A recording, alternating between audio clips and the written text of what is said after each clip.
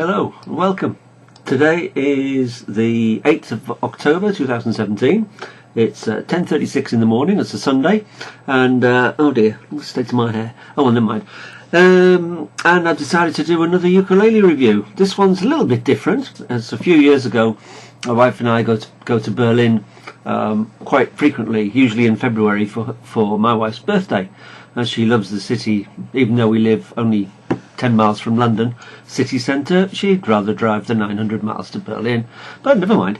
It's a lovely city anyway, and if you've never been, try and make the effort and try and get there. It's a wonderful place, and the Germans are fantastic people. It's a terrific place to go. Anyway, at this particular time we were in Potsdam, and I didn't have a ukulele, so my wife decided to go and find the nearest music shop and purchase me one. And this is what she came out with. Prepare yourself. Okay, not my usual type at all. Yes, here it is. As you can see, it is bright yellow, or gelb as they say in German, and has a big smiley face on. It is made by Baton Rouge. Now, I've heard some very good things about Baton Rouge ukuleles recently. You can see it was bought in Germany. It has the German seller's logo on the back, and it is the Baton Rouge smiley face URIS smile soprano uke in bright yellow. Now let's see if we can find out a little bit about it. It's obviously it's a laminated ukulele. It is painted bright yellow. I have to say, it is very tidy inside. There's very few glue spots. In fact, I'm having trouble seeing any at all. It's heavy though, for a uke. It is heavy. However, if I just hold it up a little bit, it does have some balance, kind of, to it. It doesn't appear to be really neck heavy nor body heavy, which is a really good thing. Makes it really comfortable to hold. And you've probably already noticed the strings. We'll come to those in a minute. It's a standard double bout ukulele shape with a nice big smiley face, two eyes. I kind of like the eyes. She just thought it was cute, didn't know anything about ukuleles. We have a bridge here, which I do believe is screwed by the little plastic inlays. We have a plastic nut. It could be a saddle, sorry, not a nut, saddle.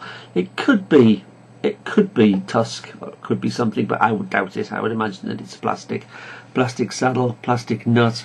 We've got some open geared tuners with really large black buttons on, and it has a yellow painted body with, unfortunately, this black painted fingerboard. Now I'd rather they used some inexpensive wood and left it as natural, or just put a satin finish on it, but to paint it black means that as you're playing it and you're moving up and down the fingerboard, the black paint comes off on your fingers, which is a little bit off-putting. Also, as it comes off, you begin to see the yellow paint underneath, which is what I've got happening here. I'm not sure if you can see that. I don't know if the camera will focus close enough. You can see where the black paint is coming off, leaving the yellow paint underneath.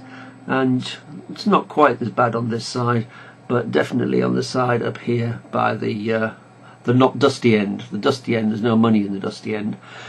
The buttons are very large on it, which is a pity, and it'd be nice if they actually put some friction tuners on as opposed to the geared tuners, but it's personal preference. And then we come to these things. We seem to have 4 strings. Well, that's good. It's a ukulele, isn't it? It's green, red, yellow and blue, which is an interesting way of tuning it. Green, red, yellow, blue. But my dog has fleas. And to be honest with you, I tuned this up about Wednesday last week, and I haven't touched it since. So we'll just put the old tuner on it. Oops, daisy. There we go. Just put the old tuner. Oh yes, another of my wife's purchases for me in terms of ukulele. We have an alien tuner, but just turn it on, he says, hopefully. And now the battery's flat. Terrific. But it doesn't sound too bad. So put a new battery in there later. So if we just go with a C, an F, a G7, and back to a C again. Now hopefully you can hear that, but it does have quite a lot of resonance, and it has some really big volume.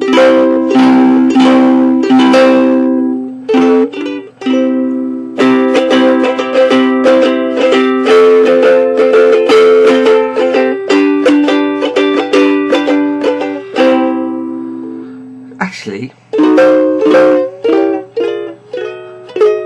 pretty good fun. Loses it a little bit up here, but you can hear we have some decent resonance. Now, for a ukulele that was about €30, came with the thinnest. Sorry, throwing things about. That was a picture of my wife getting all excited over a huge amount of meat. Anyway, and not me. Anyway, this is the flimsiest of bags that it came with, but that's neither here nor there. I tend to look after my instruments a lot. So would I recommend it? If you're beginning off and you're wanting something just to get started that has a reasonable sound quality, has a nice relatively low action, could do with a little bit of work on the action just to lower it a little bit, but if you want something that's inexpensive, can get you going with a C, an F, a G7, and back to a C again. Why not? It's a perfectly serviceable, inexpensive, I'm not even going to use the word cheap, inexpensive uke. Okay, not greatest quality in the world, but I actually really like it, and it's worth a punt. It's worth a go. Anyway, enough from me. That's a longer one today. That was the Baton Rouge Smile ukulele. Give them a try. Actually, pretty good value for 30 euros, £28, something like that. Good value. Give it a try. Thanks very much for watching. Bye now. Bye.